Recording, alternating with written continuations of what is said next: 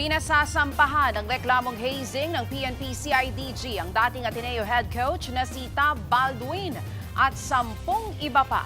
Kaugnay pa rin yan ang pagkalunod ng mga player na sina Rene Baterbonia at Divine Adili.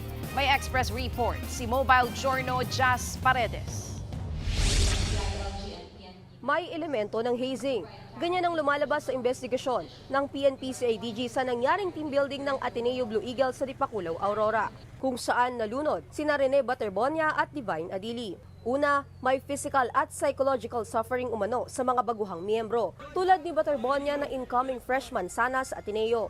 Pangalawa, may physical at psychological activities tulad ng sapilitang calisthenics at pagiging exposed sa masamang lagay ng panahon. At pangatlo, ginawa ang mga ito bilang prerequisite para maging bahagi ng team, tulad daw ng ginagawa sa ilang organisasyon o fraternity.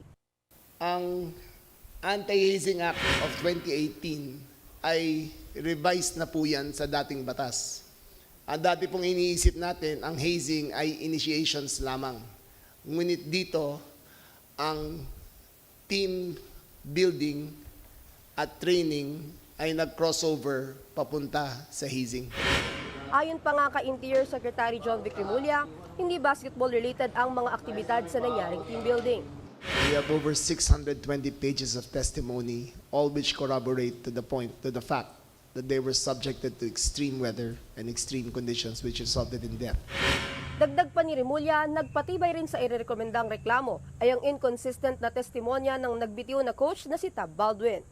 Nung tinanong namin si Tab Baldwin kung may nangyari ng ganton dati na muntik malunod, sabi niya wala. However, his former players testified that they nearly drowned.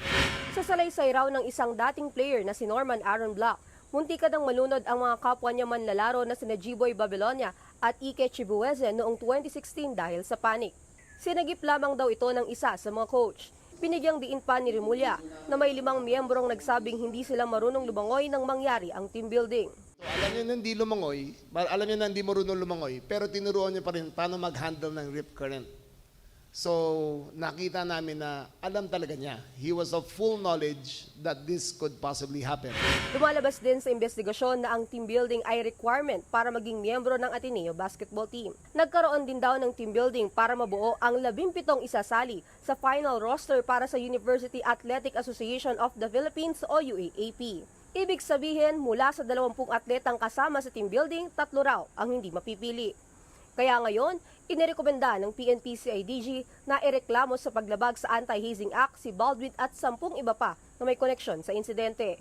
Nagbabalita mula sa Frontline Mobile Journal, Jazz Paredes. Mga kapatid, Ruth Cabalco, para sa mabilis na pasada ng mga balitang dapat niyong malaman, mag-follow at mag-subscribe sa social media pages ng News 5.